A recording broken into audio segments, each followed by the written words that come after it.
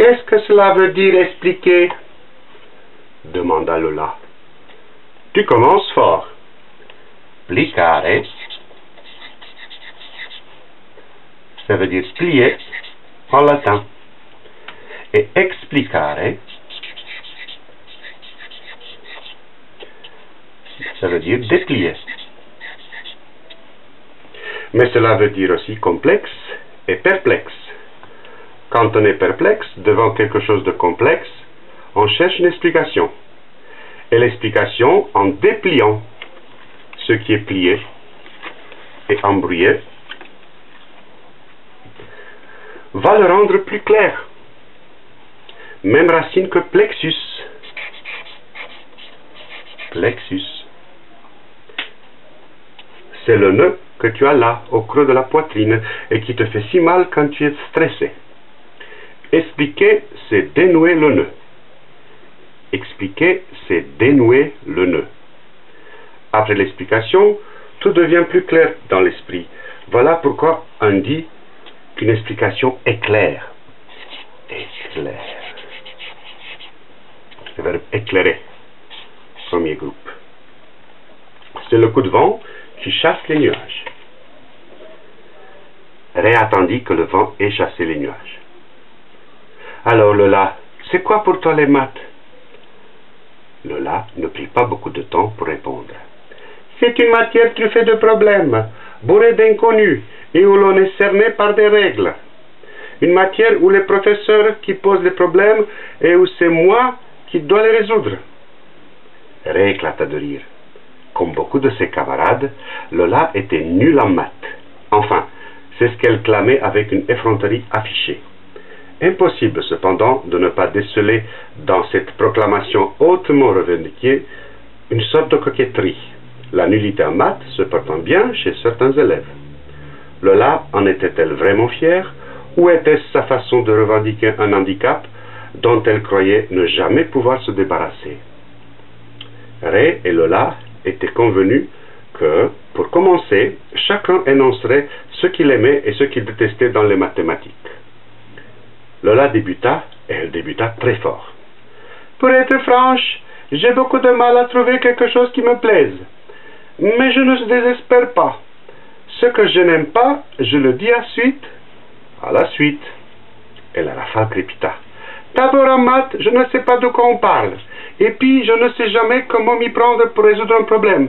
Et puis, je n'ai jamais compris ce que c'est qu'une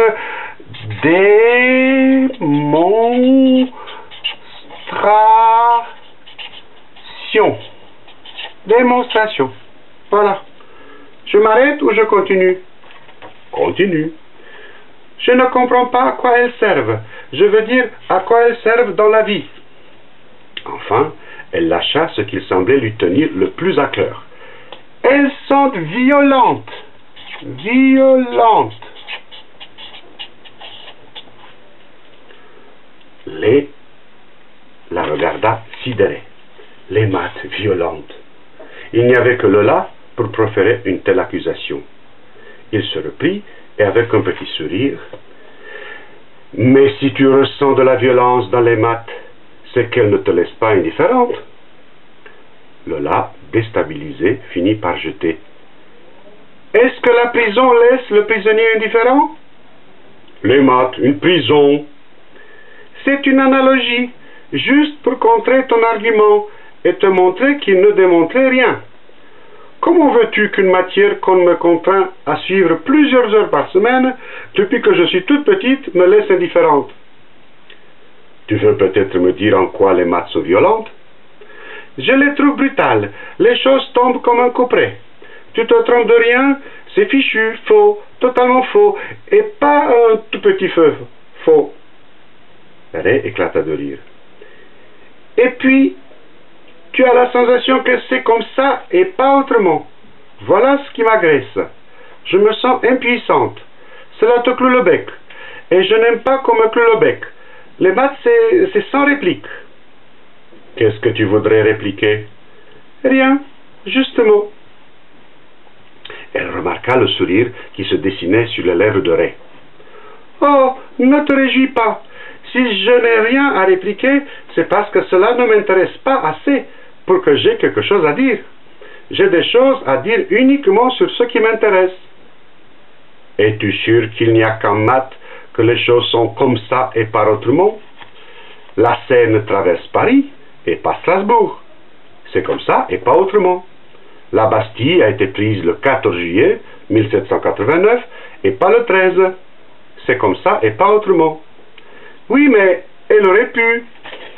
Elle aurait pu quoi? Être prise le 13. Soufflé par la réplique de Lola, Ray comprit que l'échange ou la confrontation ne serait pas facile. D'accord, d'accord. Que fait ton professeur d'histoire? Il explique pourquoi la Bastille a été prise le 14 juillet. Il donne des raisons, expose des faits, montre pourquoi l'événement a eu lieu à cette date. De même en géographie avec le cours de la Seine. Les choses auraient pu être autrement, certes, mais si elles sont comme elles sont, il y a des raisons. Et cela bien souvent expliquer, donner les raisons.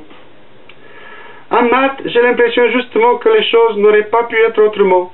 Elles sont comme elles sont, c'est cela qui est violent. Un triangle isocèle ne peut pas ne pas avoir deux angles égaux. La pièce est jouée d'avance avant que tu arrives. Et tu te dis, qu'est-ce que je viens faire moi là-dedans? Mais le cours de la Seine est joué, comme tu dis, avant que tu arrives. C'est vrai, mais je le ressens différemment. Pourquoi, à ton avis? Je crois vraiment que c'est parce qu'en maths, je ne comprends pas de quoi on parle. En histoire, en géographie, en français, en chimie, en physique, je sais.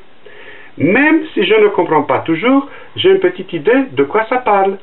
Là, c'est comme si c'était un langage secret. Si c'est un langage secret, cela parle de quelque chose et pas de rien. D'accord? Cela revient au même parce que dans les deux cas, je ne sais pas de quoi ça parle. Non, cela ne revient pas au même parce que si c'est un langage, secret ou pas, il parle de quelque chose. Donc, tu peux essayer de le décrypter.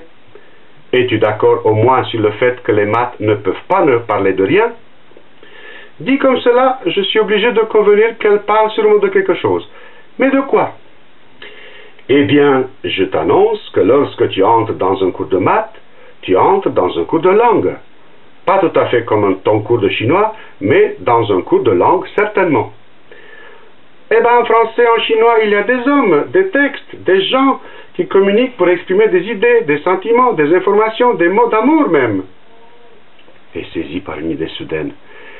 En mathématiques, est-ce qu'on peut dire je t'aime?